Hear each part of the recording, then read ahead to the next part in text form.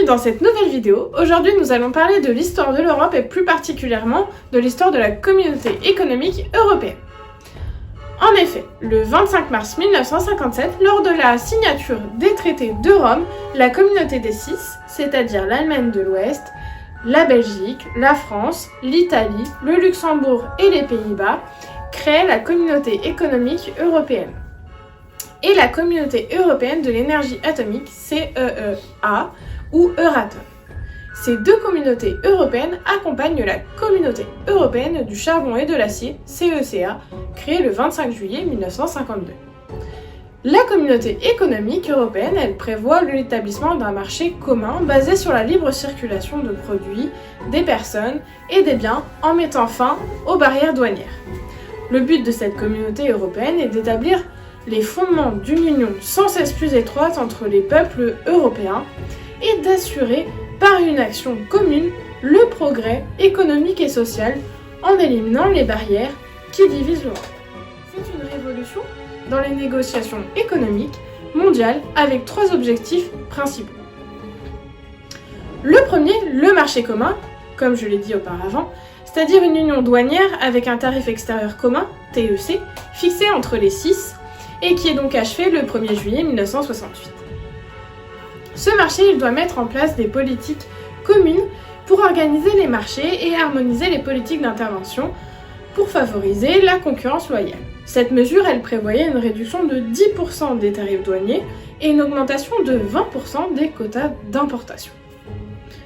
Le deuxième objectif concerne les politiques communes en matière d'agriculture, de transport et de commerce extérieur. En effet, la France, elle réclame une politique agricole commune, la PAC, qui va être mise en place le 30 juillet 1962. Une politique des transports est envisagée, ainsi que la création de moyens budgétaires pour soutenir des politiques spécifiques, comme le Fonds social européen, le Fonds pour les Outre-mer ou le Fonds européen de développement, FED. Ces différentes politiques, elles sont mises en place durant une période transitoire, selon le temps d'adaptation nécessaire pour ne pas bousculer les économies nationales. Le troisième objectif concerne les différentes possibilités d'adhésion à la CEE. D'autres États européens, tels que l'Irlande, qui demandent en effet à adhérer le 31 juillet 1961. La Communauté économique européenne, elle connaît plusieurs obstacles dès l'annonce de la candidature britannique en août 1961 par le Premier ministre Macmillan. En effet, la Grande-Bretagne veut éviter sa mise à l'écart économique et politique de l'Europe et elle cherche au contraire à conserver son rôle traditionnel d'intermédiaire entre l'Europe et les États-Unis. Le Premier ministre Harold Macmillan a préparé la candidature du Royaume-Uni en s'assurant de l'appui de son gouvernement et du Parti conservateur. Certains partenaires, tels que le Benelux, sont plutôt favorables à cette candidature car la France gaulliste, elle est envahissante et l'entrée des Britanniques peut permettre justement de concurrencer l'influence française. Ces tensions franco-britanniques se poursuivent jusqu'aux propositions de financement de la politique agricole commune, la PAC, qui conduisent à la politique de la chaise vide menée par le président français Charles de Gaulle du 30 juin 1965 au 30 janvier 1966. Toutefois, le 1er janvier 1973, la Grande-Bretagne, l'Irlande et le Danemark deviennent des membres des communautés européennes. La Grèce va suivre le 1er janvier 1981, tandis que l'Espagne et le Portugal intègrent la CEE le 1er janvier 1986.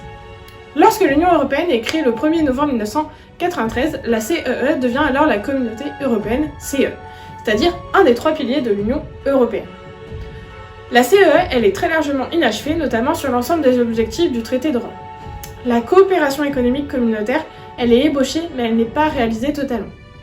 On va favoriser la consultation entre gouvernements en termes de budget, mais en pratique, ces concertations sont très limitées. Et l'harmonisation fiscale, elle reste intouchable. Les politiques de transport ne sont pas évoquées et il n'y a pas de politique sociale. La construction de l'Europe par Pierre Gerbet, qui est donc disponible sur le site de Cairn, pourra vous aider si vous souhaitez approfondir vos connaissances sur ce sujet. J'espère que la vidéo vous a plu, je vous invite à vous abonner, activer la cloche pour être averti de nos nouvelles vidéos et de consulter le site de Nantes Histoire en description pour pouvoir assister aux conférences qui sont données sur Nantes sur toute l'année et cette année c'est le thème de Le goût de l'histoire.